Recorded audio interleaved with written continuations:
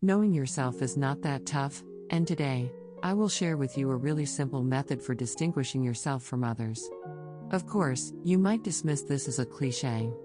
After all, birds of a feather flock together, but this isn't just a list of things that you have in common with your parents and friends, but a systematic introspection. It can assist you in determining what is causing your behavioral habits and ways of thinking. Let's get this party started. The name of this exploration tool is interpersonal concentric circles. You can draw a series of concentric circles on an A4 sheet. If you have a circle gauge, it will be easier. If you don't have a circle gauge, it's okay to draw ugly. We put the person with whom we have the closest relationship on the first ring and write their names there. If the relationship is still close, but a bit further away, we put them on the second ring, and so on. It should be noted that the close relationship referred to here does not necessarily mean physical closeness, such as meeting together every day, but refers to psychological closeness, such as a pen pal you have never met, but have written to each other for many years. They are all related, and they must write in concentric circles closer to the center of the ring. There are 3 types of people who need to be in the concentric circles. We mostly talk about them. When we write, it is easy to think of people who have a positive and pleasant relationship with us, and we are happy to think about and write about them. We may be unwilling to write about the second sort of people, those with whom our relationship is less than ideal, but not entirely negative or dislikeful, more of a love-hate relationship.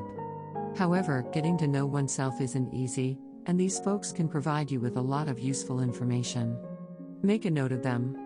If you've only ever had one-way relationships with anyone, such as your favorite idol, whom you know everything about, but he doesn't know anything about you, please include him in this area. Once you've created a concentric circle of interpersonal contacts, you may gradually assess what you've acquired from them, whether it's positive or unfavorable. Let me offer you 2 instances to help you understand. Consider the following family structure: grandmother, mother, and daughter. The mother, who is in the middle, is always at odds with her own mother, the grandma. The grandma is constantly offering her outdated advice on her job, marriage, kid upbringing, and so on. Also, the grandmother always tells the adult mother that she should wear thick clothes and eat more of an object that she doesn't like. After a big fight with the grandma, the mother went to her daughter's room and made disparaging remarks about the daughter's relationships, schooling, hair, clothes, etc. She believed she was completely justified, and her daughter needed to listen to her. When she draws these relationships in concentric circles and carefully examines how they interact, it is clear that the tone of her voice to her daughter is identical to the tone of the grandmother's voice to her. Here, it is easy to see that it is important not to ignore the power of those with whom we have intimate relationships but do not wish to recognize. Those parts of him that you hate must be in you, but manifesting in another form. Now let's look at the idols with whom you have a one-way relationship. During our adolescence, we all have an idol that we adore, even obsess over.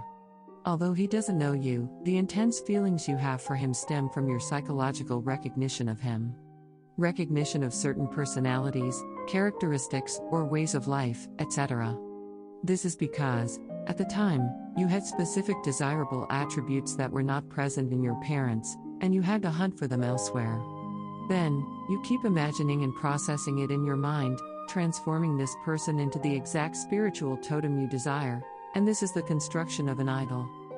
So, those close to us have something that we have picked up. If it is something we admire and meets our needs, we absorb it positively, as in the case of the idols stated earlier. If it is something we hate, we may absorb it negatively, as in the case of the grandmother, mother, and daughter. As we analyze each person on this concentric circle, please don't rush and do it slowly. The process will surely be accompanied by pain, or a small mental breakdown, especially when you discover that you possess so many features you despise. Getting to know yourself is not that easy, but keep doing it and you will find that because of the understanding, you gain the ability to change. This circle may be filled with only one person per day, with a table underneath, for recording which aspects of you and the other person are identical, and which are totally opposite. The complete opposite is still essentially a very deep identity. Perhaps your conscious level is completely opposite, and your unconscious accepts it. You may treat others completely differently while treating yourself exactly the same. Let's say, your parents are particularly stingy, and you want to do the exact opposite of what he does, and among your friends you are particularly generous, even known for your generosity, and everyone praises you for how much you're completely different from your parents. Consider that it is possible for you to be very ungenerous to yourself, possibly much more stingy than your parents were to you. In such a thought experiment, it is possible that our original understanding of ourselves will slowly collapse little by little. So if you are going to feel some discomfort, don't force yourself, because if you force yourself, hoping to get a right answer right away, you may stop because of fear. I wish you all, dear ones, to slowly get to know yourselves,